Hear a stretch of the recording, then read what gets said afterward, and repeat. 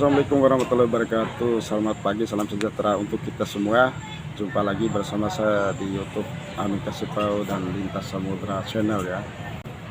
Tadi saya sempat melakukan interview dengan Kepala Dinas Lingkungan Hidup Kabupaten Dompu, Nusa Tenggara Barat, jadi Bapak Jufri ST MSI, terkait dengan visi yang ada di Dinas LH sendiri terkait dengan kebersihan dan penghijauan yang ada di Kabupaten Dompu sendiri, demi mewujudkan apa yang diprogramkan oleh pemerintah Kabupaten Dompu, dalam hal ini Bapak Akajesa.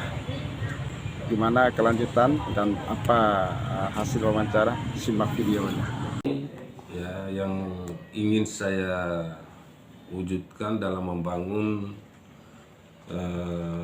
Dompu ini yang berkaitan dengan kebersihan dan penghijauan adalah bagaimana Dompu menjadi kota yang green dan clear masalah kebersihan dan masalah penghijauan, sehingga dengan program Pak Bupati Akajesa ini yang berkaitan dengan Dompu Berjasa, ini yang harus menjadi pegangan kita dalam melaksanakan program-program kegiatan yang ada di dinas. Jadi Dompu Berjasa itu di mana Dompu itu harus bersih, Dompu itu harus hijau, dan Dompu itu harus sehat. Sehingga penjabaran dari Dompu bersih ini ya, setiap hari Jumat ada kebersihan yang dilakukan secara masif oleh masyarakat. Jadi tidak hanya terpusat pada wilayah perkotaan, akan tetapi pada wilayah-wilayah kecamatan juga harus melakukan hal yang sama. Kemudian pada hari Sabtu kita harus melakukan kegiatan penanaman, dan hari Minggu itu ada olahraga. Ini sudah jalan seperti di Taman Kota, kemudian di Badan, ya ada kegiatan itu. Begitu juga dengan masalah penanganan kebersihan.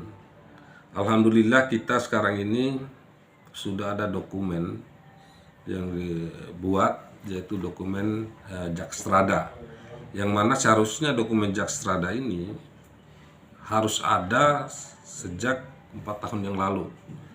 Jadi pada tanggal 9 Mei 2022 Pak Bupati sudah menandatangani peraturan Bupati tentang Jakstrada.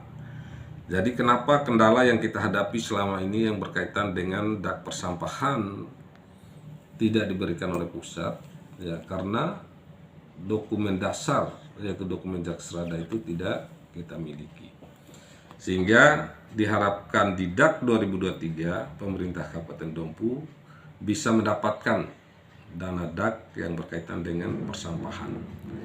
Karena memang harus kita akui bahwa fasilitas pendukung dalam hal penanganan persampahan ini masih sangat dibutuhkan oleh pemerintah Kabupaten Dompu.